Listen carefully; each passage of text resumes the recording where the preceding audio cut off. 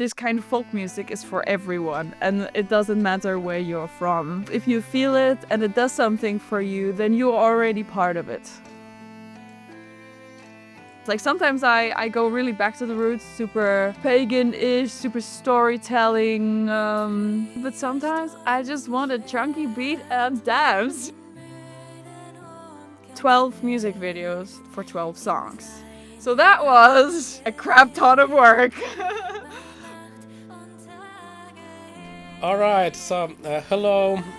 Today we are talking to the very talented Gurdy player, Gurdy from Germany. You are not only a Gurdy player, you are a very talented songwriter.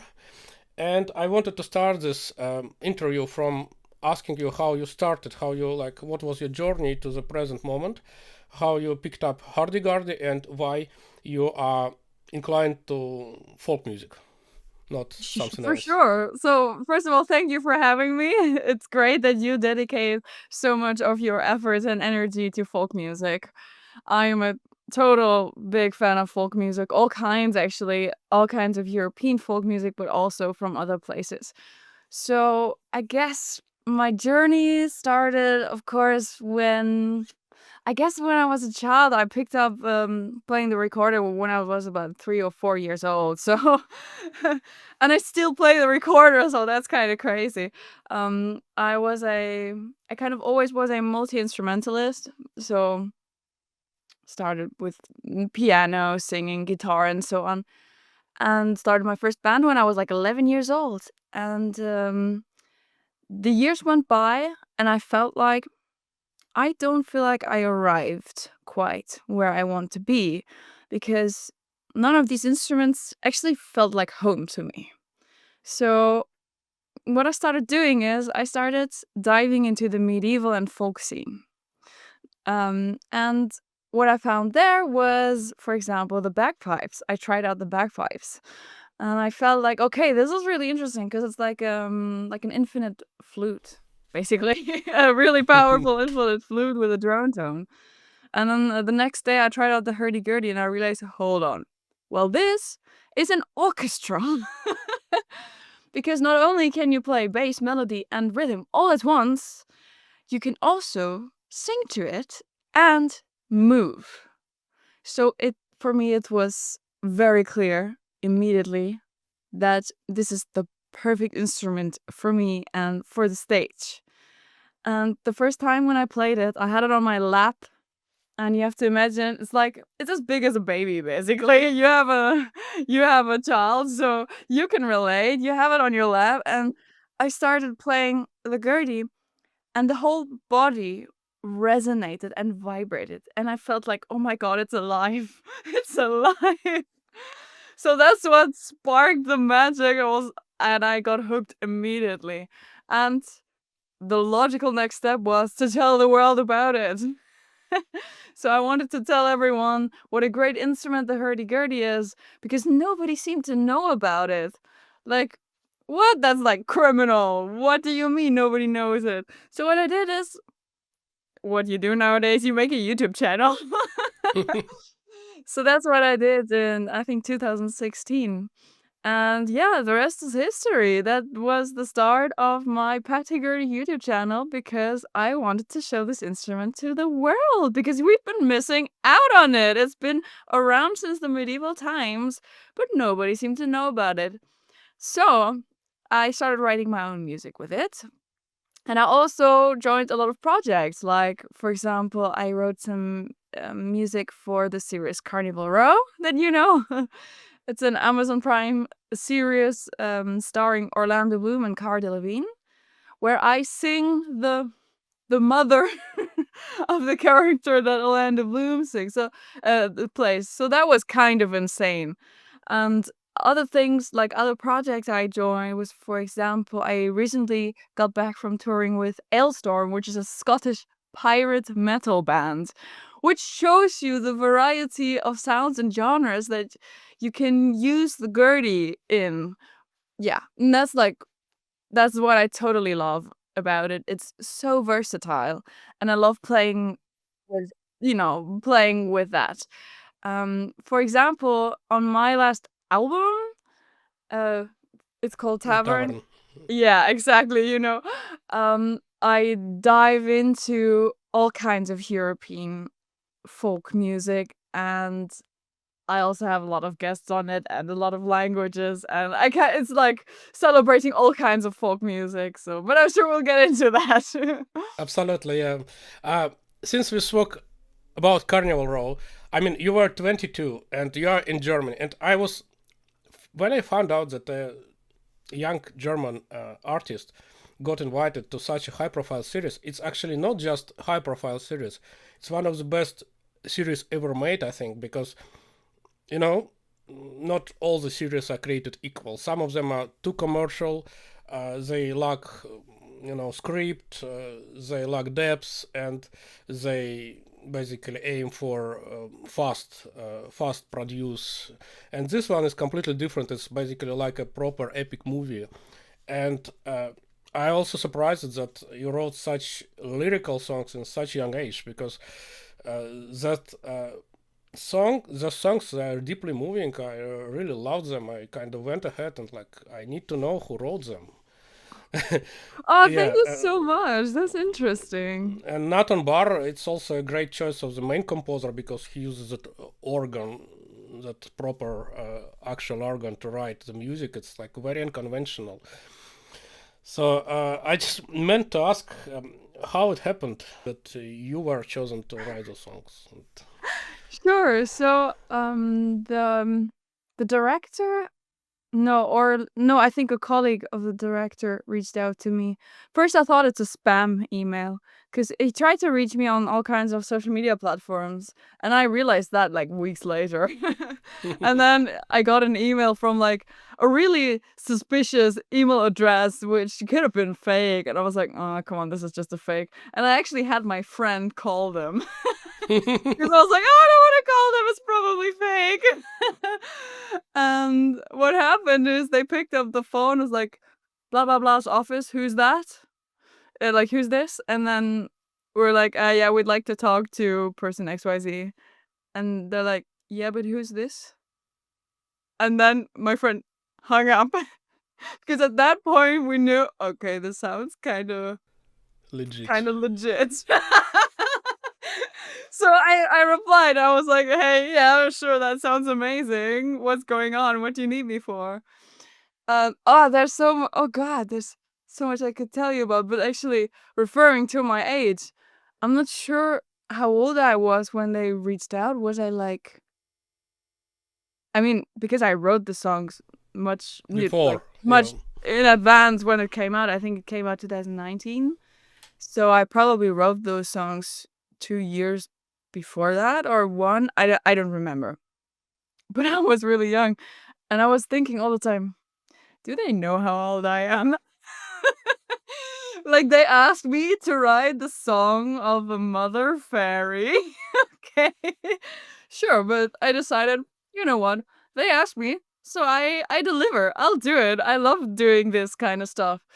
I asked them about all kinds of character traits of that mother character and all kinds of background information. How does this world function? What are the logics behind a fairy life? Like, what are the limits of fairies, right? How does this universe function? And then what do they want me to foreshadow in the songs? Because one of the scenes, as you might know, is quite a key scene where okay, I'm gonna do a big spoiler where Philo, the main character played by Orlando Bloom, finds out that he is actually a fairy and he was socialized as a human so that he would not experience basically racism. So yeah, that's a key scene, and that happens with my song in the background and him crying to it because he realizes, oh my god. Oh my god, what an overwhelming moment that was when I first saw that scene.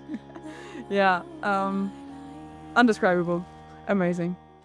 So you are an independent artist. You don't have a label. So why you made the choice and how it's better working for you? Oh wow. Um I guess it's because my roots are in this self-made YouTube kind of path.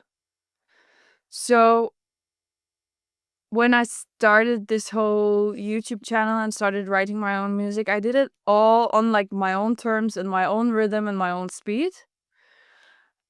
And I still believe that's like the only way to have like some kind of longevity in it, like to run the long run, you know?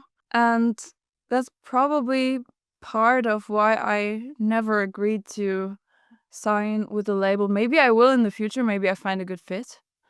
But so far, the thing that has always felt the most right is just sticking with my own skills and with my own pace.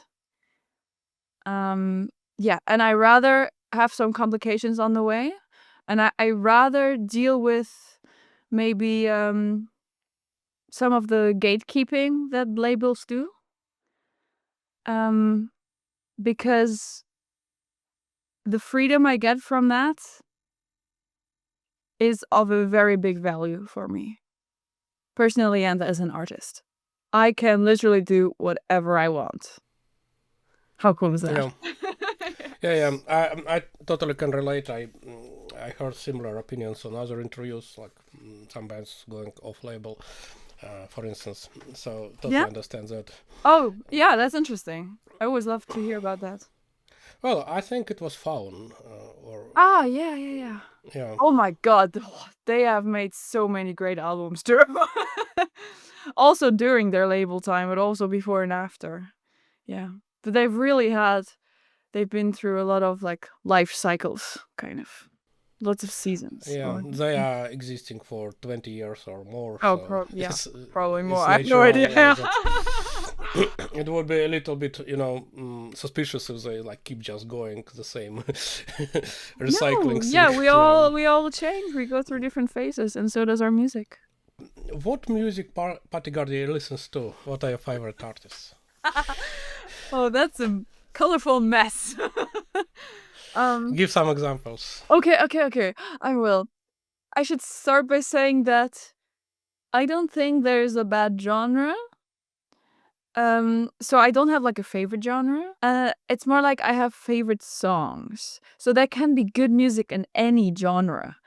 And um I think some kinds of music are more made for the thinking brain and some music are meant for the moving body.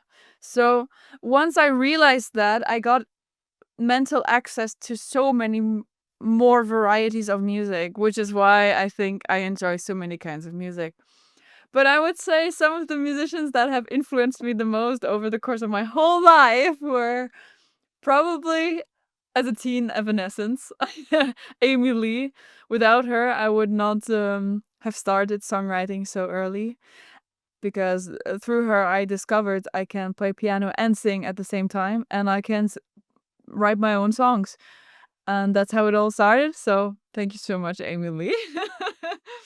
And in the last couple years, an artist that has really influenced me and kind of opened new ways of thinking for me was Grimes, which is a Canadian songwriter. She's very experimental, and I think this is also what I love about her because she doesn't give a damn if you're gonna get it because she's so willing to fail. Like she's so okay with producing something really weird that oftentimes she hits such a sweet spot of a new combination of things that sparks so much creativity in me. And I always think she's the kind of artist that really creates new universes, and that's something that really keeps me going. You know, when times get hard, knowing artists like Grimes exist just makes me so happy because I know if I don't like the current universe that I'm in, that I can always go and create a new one. And that's what artists do. And that's the power that we have. And I think that's a really good thing to know. Yeah. It's a very good point about the body music and mind music because I kind of like the same. I Oh, listen really? to like serious lyrical stuff, and Yeah. I also listen to Frenchcore. It's kind Oh, of yeah, yeah, my yeah. stuff for the gym. It's like Yeah, it's like it's so different, but different parts of you need it, you know? yeah, And can connect yeah, to it. Yeah. totally. How do you come up with song ideas? So, what are the stories and imagery that makes you tick? Hmm. You know, So there are many ways of writing a song. Oftentimes I wake up from sleeping with a song idea and then I sing it into my phone to not forget it because I always forget everything. But other times I am very intentional with it.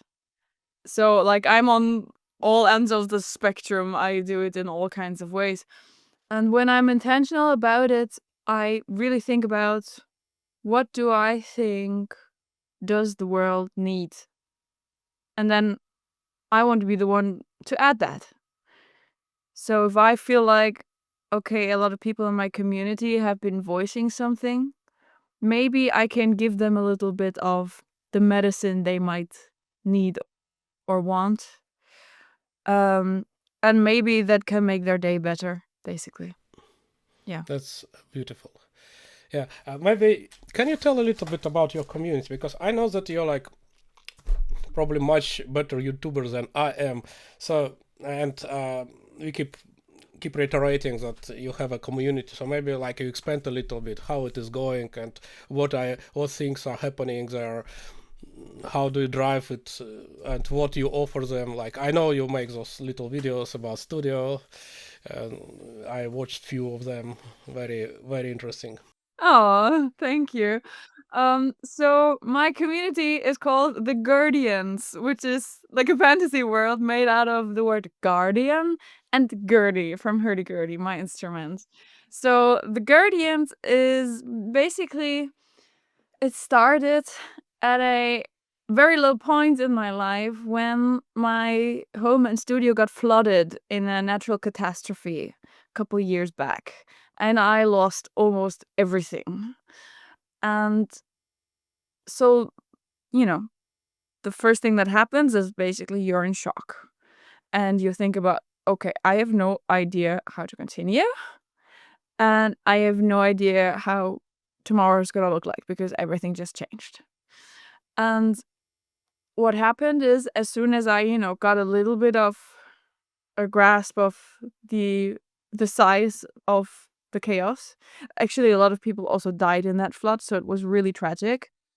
Um, I turned to my community to basically ask them, "Hey, I have to rebuild my studio to continue what I love doing most. Will you help me?" And then they were there for me within a second. And there's not many times in my life that I have seen a community be so supportive than what they did back then. And I basically wanted to give something back to them. And that's what I've been doing also with my songs ever since. And that's also when the community got its name, the Guardians, because they were guardians for me. They saved me and they protected me and they made it possible for me to continue on this path. And I wouldn't be here without them. So, yeah, they're super essential to me. I listened to like a lot of your material. I used to listen to Pets and Power some time ago. Now I listen to Tavern, and Nice. so felt like basically what I call it to myself self-written folk songs, like at least some of them. So they are like they sound like folk, but in the same time they are written by you.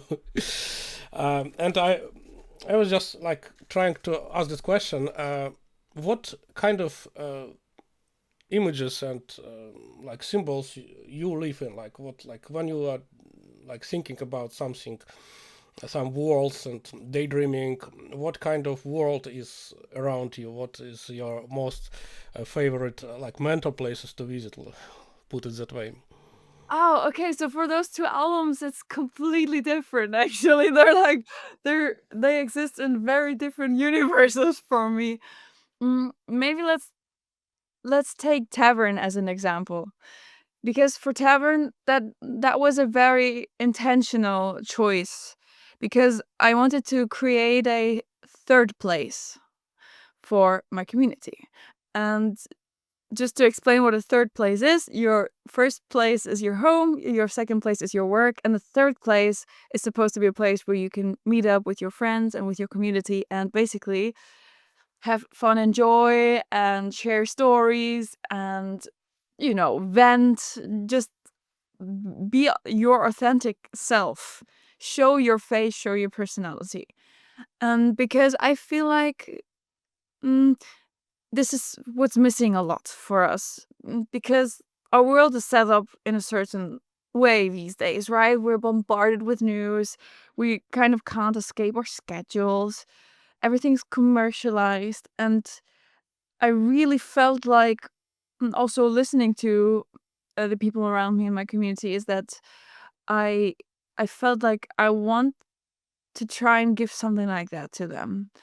And so I made not only an album called Tavern, I also made a whole movie out of it, which is 12 music videos for 12 songs.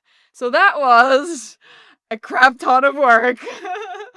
But it was all to bring the experience of that third place into people's homes so they can enjoy it from their living room, basically. And, be swept away with it. Um, and that's why I guess it was also very important for me to represent a lot of different kinds of folk and, um, yeah, guests and languages in my movie and on my album, because I am in love with the facets that beauty can have and that music can have and that wonderful melodies can have. I just love, playing around in the studio and realizing, oh my god, this melody sounds a little bit Swedish and now it sounds a little bit French, and just being conscious of the roots of, the little ornaments you can add while playing on an instrument like the Gurdy. Yeah, I love all those facets, so a lot of that is in the Tavern album. It's quite a nerdy album. And yeah, you're right. It's like I take all those folk and medieval influences, but of course it's all based on my own songwriting, and it's quite a modern, almost poppy songwriting sometimes. Like sometimes I go really back to the roots, super super like I don't know, pagan-ish, super storytelling, back in the day kind of style, but sometimes I just want a chunky beat and dance. So, but I love that my instrument can also do that. Yeah, I think both things are valid. Basically, we don't have to have only like serious like kind of epic historical music like which like Heilung does like very, and they also dance by the way. Yeah, totally. I mean, it's not like people back in the day didn't want to dance, right? Correct. It's quite the opposite. They danced much more than us, and they danced in big groups, and they probably weren't as afraid of that than we are today. So I also want to put an emphasis that this kind of folk music is for everyone, and it doesn't matter where you're from, because if you feel it and it does something for you, then you're already part of it. Like I wanted to talk a little bit about 12 music videos because it's quite unusual. It's like quite hard to produce even one music video. My friend, like he's an amazing photographer. Yeah. Yeah, so he works for National Geographic, and he made one music video, and it took him forever. Oh yeah, it's a lot of work. I died 10 deaths in the process. It was so much work, but I was so committed because once I had the idea, you could not get me off of it. Can Yeah. you tell a little bit more, like how it went from the idea to implementation, and how you managed to pull it off? Sure. And I can also show you a bit because it's actually so Okay. this is my album and it's like it's in a double like CD Mm-hmm. and DVD. And I like to show this one because it's a collage of not all but many people that were actually a part of it. And you can see it takes a lot of people to get this tavern going. And all of them were so essential. And yeah, it was just a pleasure to work with so many different kinds of people. I, of course, wanted to keep the whole movie quite like because the songs are have so many different facets and faces and even genre influences that I wanted to kind of replicate that in the videos. So like half of them I think are filmed in or outside of a tavern. Actually, we were at a wonderful tavern in the Labdorf Bogenwald, which is like a LARP village, and they built this whole village looking like a medieval dream, essentially. And we were allowed to film there, so thank you so much and greetings to the Labdorf Bogenwald. That was amazing. And then the rest of the songs were filmed even in other countries. So two of them, for example, were filmed in Iceland. One of the songs is featuring an Icelandic folk singer, Magga Einarsdóttir, and she also wrote Icelandic lyrics that we're singing. So we have so many um, languages and influences, and one of is in Finland with Marko Hietala, which you might That's know. gonna be my next question. Yes. Yes. Okay, then I'll let you say the question. Yeah, but maybe first we finish talking about how you produce the whole body of work. Oh, well, I had a wonderful video producer called Mirkovitsky. And when I pitched the idea to him, I said, well, I'm completely aware that this idea is way too big, but I would love to make this happen. And he was crazy enough to agree. So we spent like days or like weeks planning, trying to make transitions very smooth and, all the different locations, making sure that we have like each video has a different flavor, and his work and his cut was so amazing, and I could not have pulled this off without him and his team also. So yeah, I also just had a really skilled and talented team. Yeah, they look very professional. And about like the people who are on the video, where did you get them? Oh Because well, like it's plenty part of of them, the right? community actually. So just because we had this is Mirko. Mm-hmm. This is the DVD producer basically, like the video producer. And this is my music producer, Gilbert Gelstoff. So he produced the music and he produced the videos, basically. But then, of course, the team was way bigger. Like, we had so many people. And most of these that you see here, they are like in the picture on the tavern videos. And these are basically people from my community. They, used to be fans and then they said, "Hey, I'm actually willing to join into this crazy project and give so much time and energy into it to make this happen." And that was just amazing and so many crazy things happened. I'm just going to randomly say it here. There was an elephant on our music set one day. And Elephant, yeah, real it one, just real. appeared. A real Okay. elephant in a Celtic stone circle. And to know what that how that happened, you have to go watch the Now DVD. I'm really curious. Yeah. You have to go watch the DVD. I cannot tell you. You have to find it out yourself. But just to confirm, currently on YouTube there are not all of the videos, correct? No, I'm not going to put all of them on there because a lot of them have like, transition scenes or they weren't meant like they weren't produced for YouTube. They were Mm-hmm. produced for the Tavern movie. So I'm only putting a couple of them on YouTube. And if you want to see the whole thing, you have to watch like the DVD because Correct. it's Yeah. it's a whole thing with like transition scenes, and that doesn't really work as single releases. So like you would never get the whole picture, and I want you to get the whole picture. Yeah. Elephant, really. Yeah. I made a whole documentary about the process, me taking sword fighting lessons. That was insane.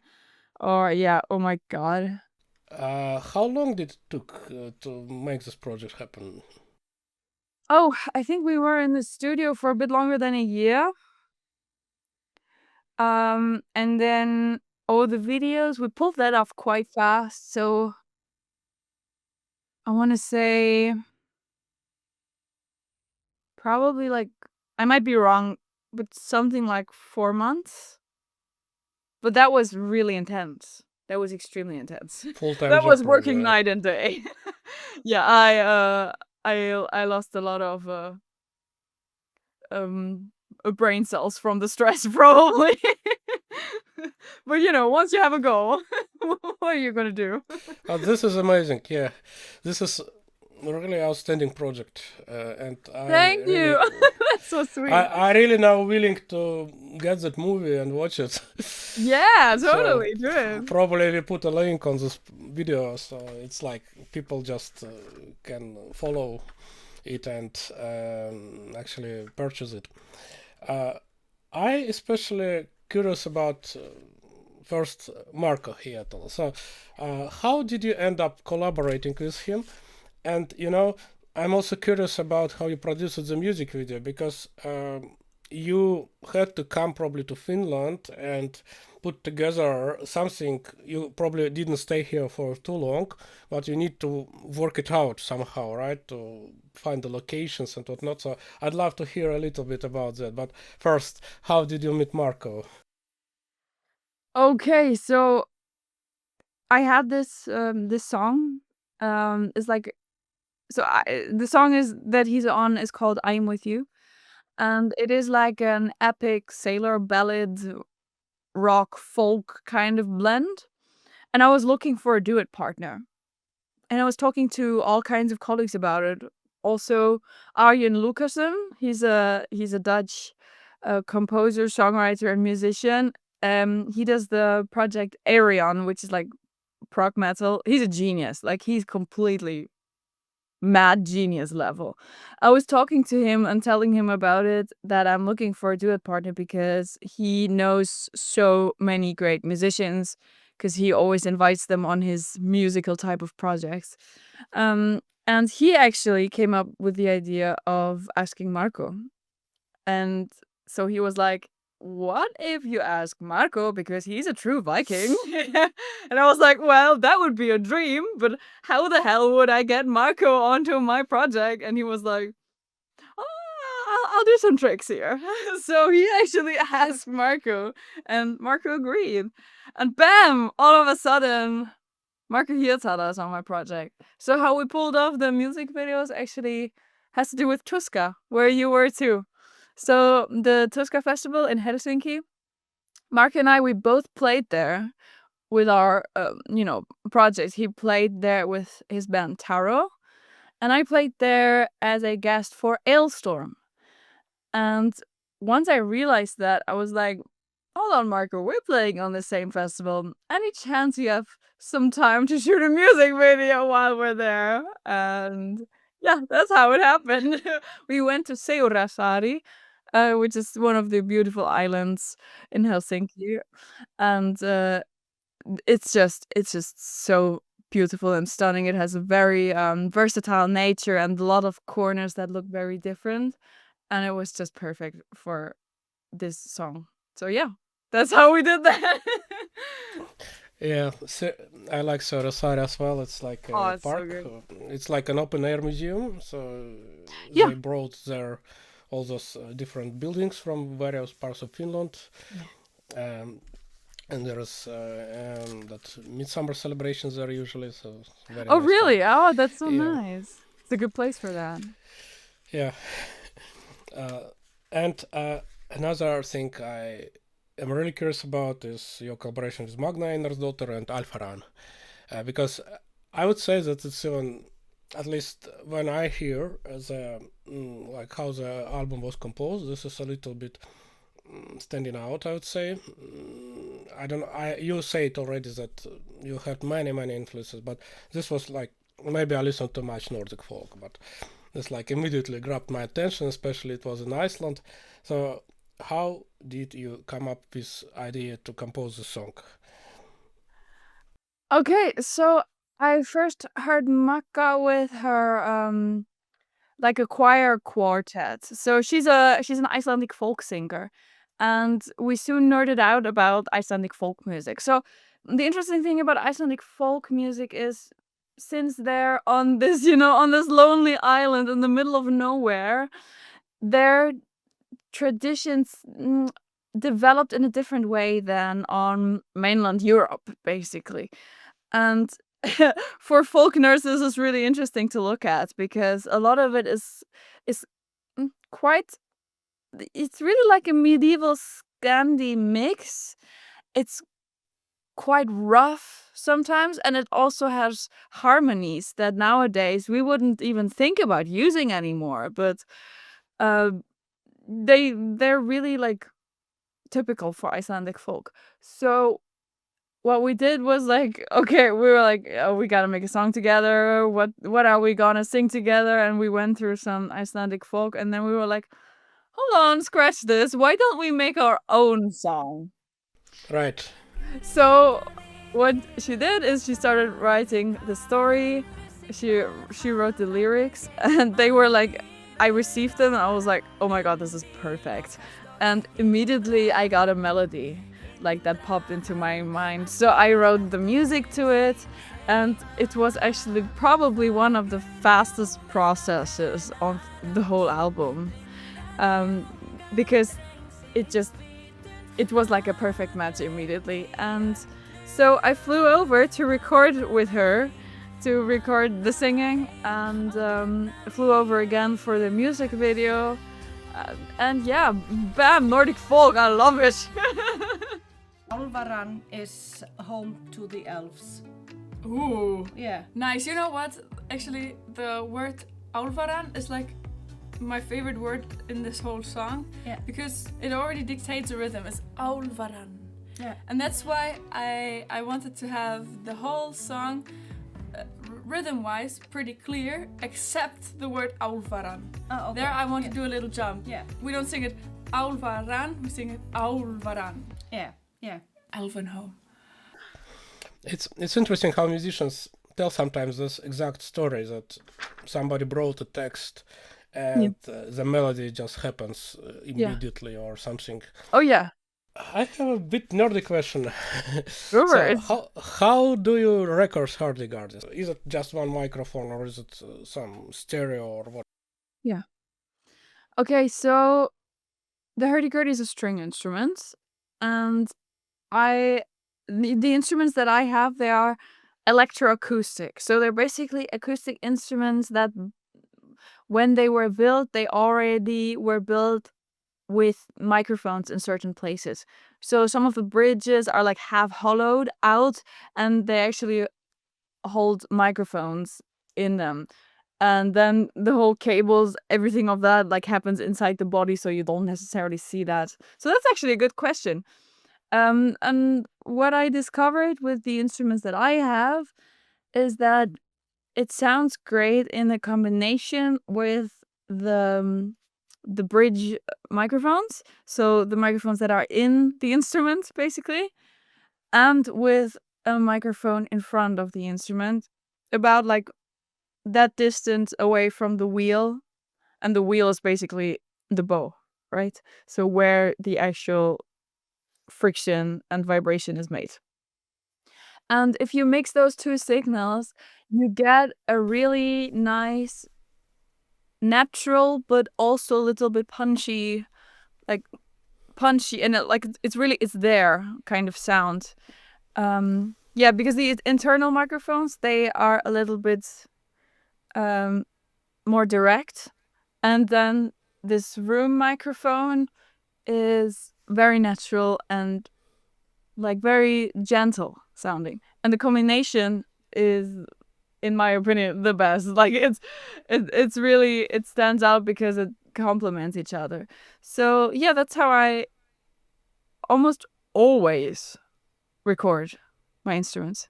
Yeah, because I heard that when you when I listen to tracks, it's like kind of even probably not in one spot. It's kind of spread a little Oh, bit the sound, right? oh yeah. I know what you mean. So because the Gurdy is basically several instruments in one.